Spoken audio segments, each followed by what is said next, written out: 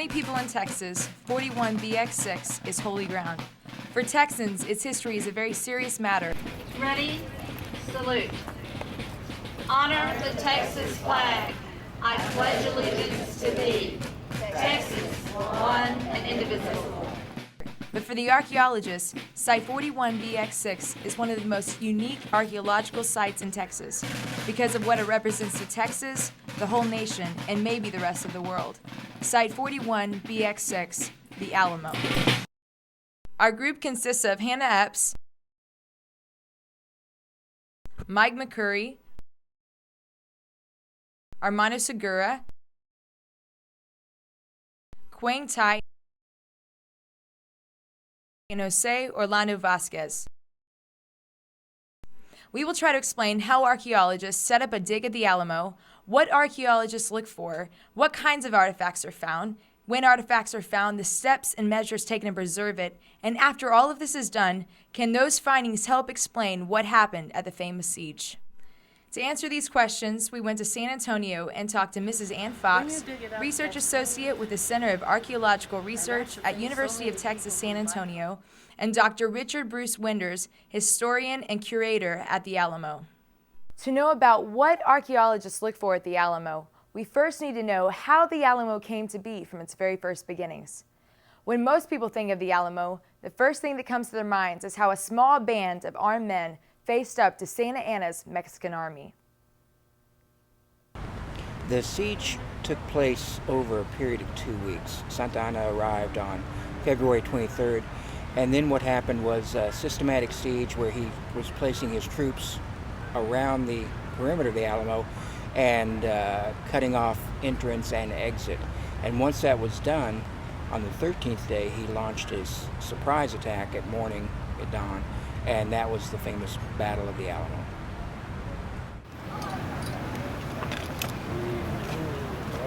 Imagine that coming at you. Yeah, reach out and Hook you. and a lot of these guys saw that coming at them. That's the last thing they saw. People don't realize that the Alamo was a mission before it was ever the site of the battle. The first time that the mission was built was just a little kind of a log cabin over west of San Pedro Creek, and it was only there for about a year, and then it was moved over to about where, let's see, there's a Catholic church that's right next to where Vazquez used to be, you know, over there. It was moved to that spot, and then they had a hurricane, or maybe even worse, we're not sure, but they had a very bad storm. It blew down most of the buildings, and so in the process of cleaning up, they decided we'll just move a little farther north, and so they moved up to where the Alamo is now. When excavating the Alamo, archaeologists have found what they call a long time period of artifacts, meaning they have found archaeology that represents everything from the late prehistoric period to all the way through the 1920s. The Alamo has a pretty deep profile because we have about 300 years of European history here and then the prehistory. So when a dig is deep enough and the layers have been undisturbed, we find Indian artifacts up through the mission period, and then often, not necessarily from the battle, but we find things from the Army's occupation, the United States Army's occupation, and in the late 19th century. A lot of broken pottery, broken bottles. So we actually find a lot of things. Disappointingly, most people would like us to find battle-related artifacts, but we find artifacts from just regular life. When you start excavating, you first of all, when in the top level, you start getting to the people who lived there maybe 20 years ago, and you go down time-wise as we excavate into the ground until we get to the very bottom where there's no more archaeology, and then that's where we stop. So sometimes it goes 6 inches, sometimes we go 3 or 4 feet before we get to the bottom of whatever was happening there.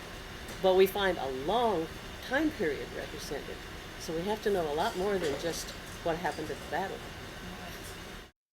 At the deepest area, archaeologists have found pieces with flint shirts that the prehistoric native Indians used. Above that, some early artifacts like 19th century artifacts from Spanish soldiers that had been there more recent than the mission people. Then they would find artifacts from different stages of the Alamo, and above that, 1900s artifacts. You know, one of the problems with artifacts is that we only find the things that are not perishable, that don't go away. And so we have to sort of embroider in our minds what went with that. For instance, you hope, that you always want to find a whole gun. Well, half those guns was wood, so the wood is no longer there because it just goes away after a while. But all the metal parts are there. So if we learn about a gun, what this part of it looks like and what that part of it looks like, and then we know what to look for, and then we bring them back and wash them up and look at them and talk about it. Dr. Richard Bruce Weiner, historian and curator at the Alamo, told us how an archaeological dig is set up at Site 41BX6. When we conduct archaeological investigations, usually it's because we're doing some sort of construction and the ground is going to be disturbed, so we will contact some place like the Center for Archaeological Research here in town, and they will send somebody out to supervise or to conduct the dig. And since these things often take several weeks to do, they turn into fairly big projects, take a lot of planning and a lot of manpower. We were asked actually to come down as reenactors so that we could visit with the tourist who really wanted to be able to see and talk about what was going on. But actually serve a real good purpose because we were taking all of that extra time that was necessary to deal with the tourist away from the archaeologists who really needed to focus on what they were doing. After an actual date for an excavation is set, we asked Ann Fox to explain to us what steps and measures are taken once artifacts are found at the site. Excavating, we usually excavate in very controlled levels, maybe 10 centimeters or maybe 6 inches at a time. And all the stuff that comes out of a particular excavation unit, which is usually a relatively small one so we can control what we're doing, it goes into one bag and it has written on it exactly where it came from, how deep it was, any remarks we see about what we saw in the ground at the time. And all the artifacts go into that bag. They come out to the lab, wherever the lab is, and they are washed up, kept with that bag so that we don't lose where it was and how deep it was. We have to keep very, very careful track of all those kinds of things. The ceramics, with pottery and things like that, they're pretty well preserved in the ground. That's one reason we like ceramics, is because we can always find them. Way back into Egyptian times we can find ceramics that are still sitting there.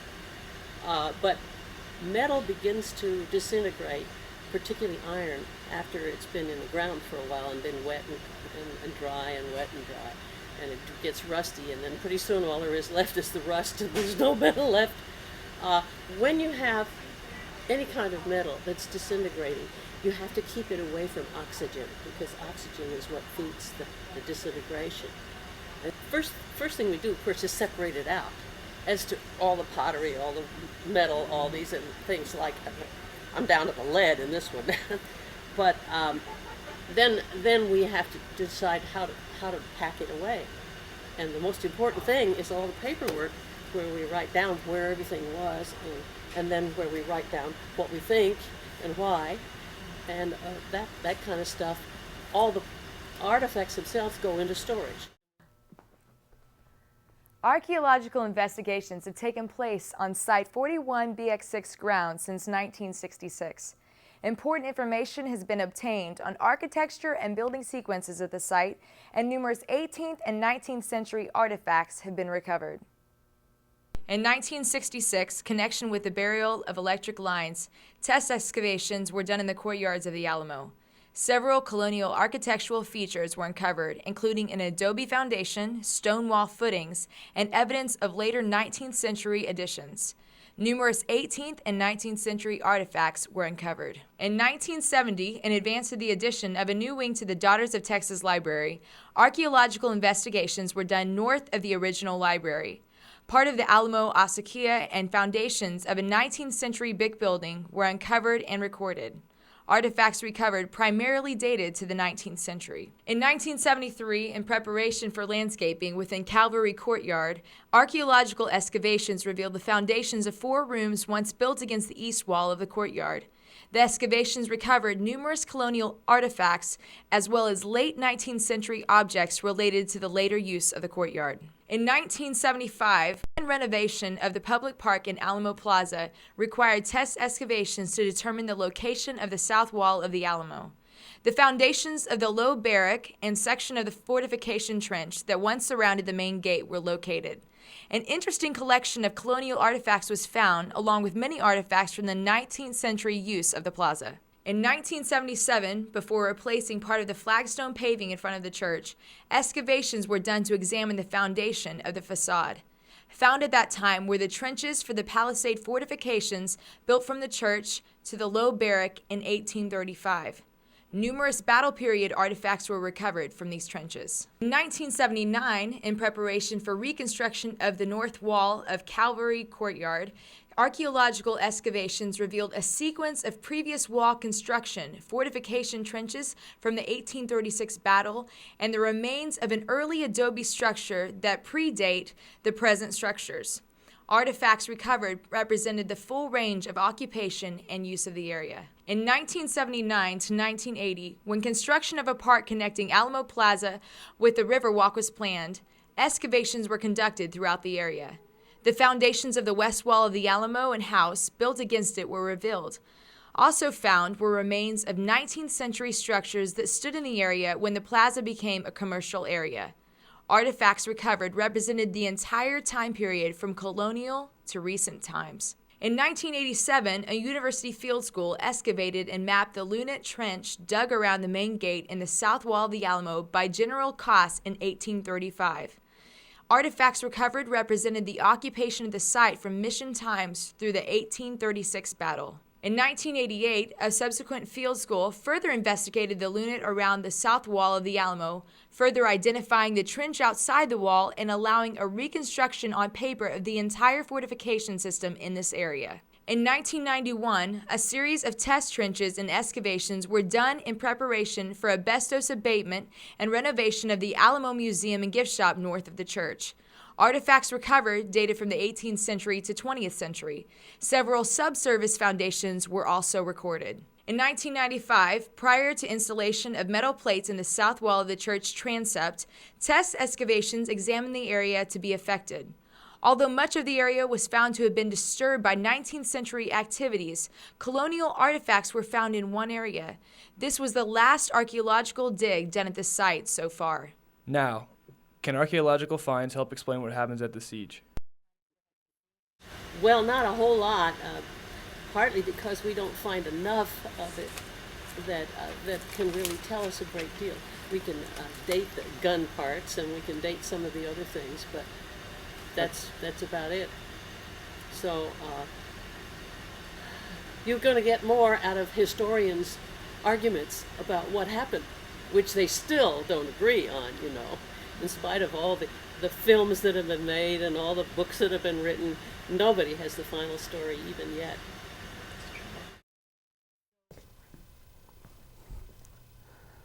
Now we know the archaeological finds might not be able to explain what happened at the siege, but it might explain his history. Archaeological finds help us understand life here because we can identify the material culture, what types of pottery were here, often what they were eating by the animal bones that are found.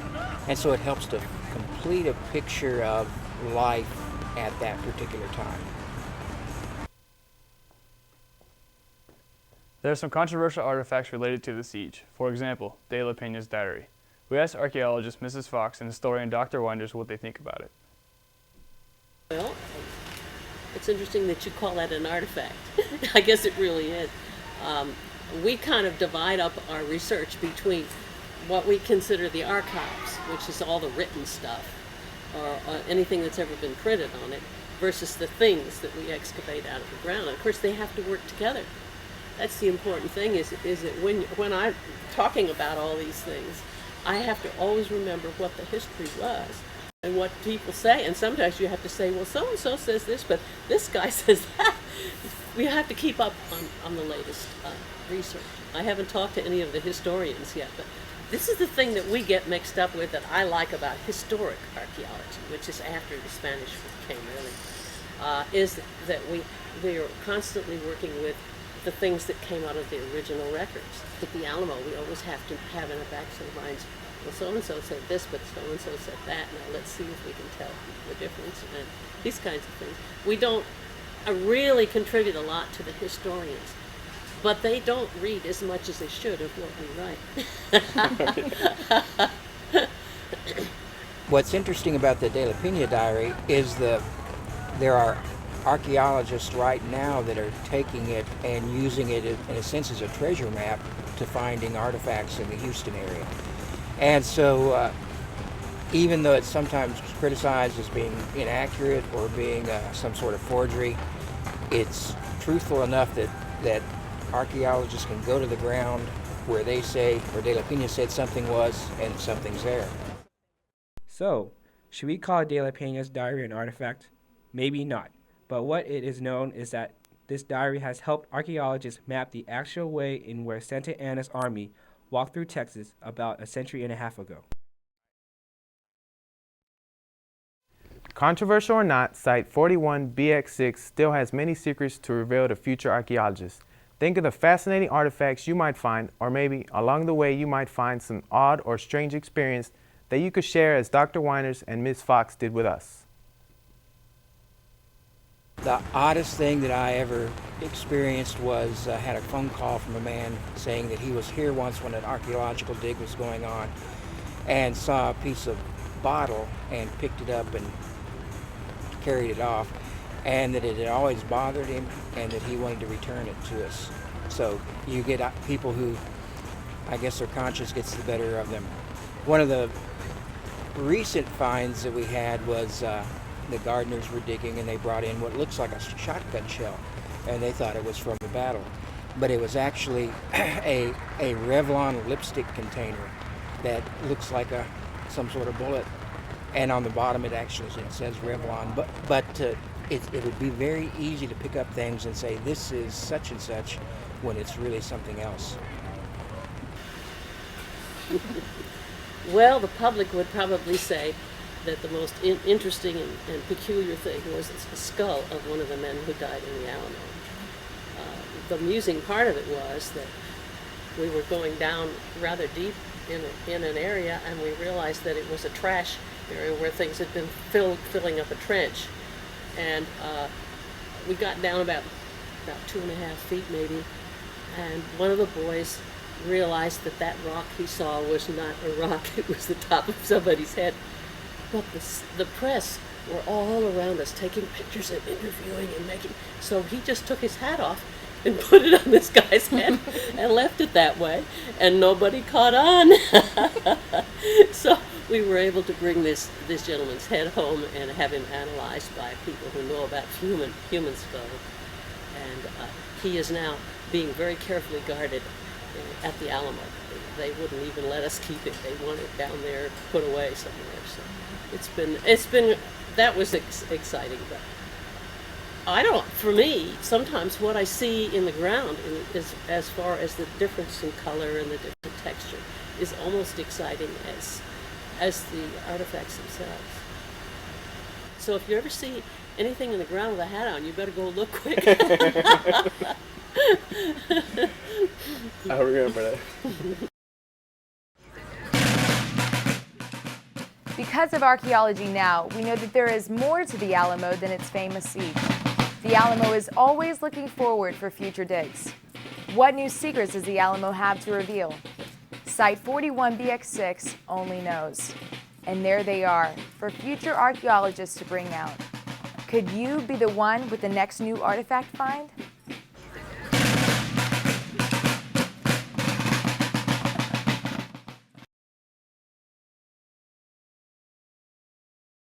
You have to have something you can reverse. Right. Oh, I see. In case you change your mind, Right. or it wasn't properly done. So Now, I must confess that I use an older kind of stuff that the kids all know called Elmer's. Oh. And I use that, but when I have it around here, I have to hide it because of my boss, if she sees it, she'll throw it away. Because that's old-fashioned stuff. That's not the stuff you're supposed to use. When you've been doing it for about 40 years, you know, you don't always want to change. And From time to time, we do have things that are turned into us, such as cannonballs. I'm not sure that this one is actually associated with the battle because we have a fairly large collection that people just like to bring cannonballs to the Alamo. But this piece is connected with the battle. It's part of a Mexican shell and was found in the area and then returned to the Alamo. So this is an actual Alamo battle artifact, piece of a Mexican howitzer shell.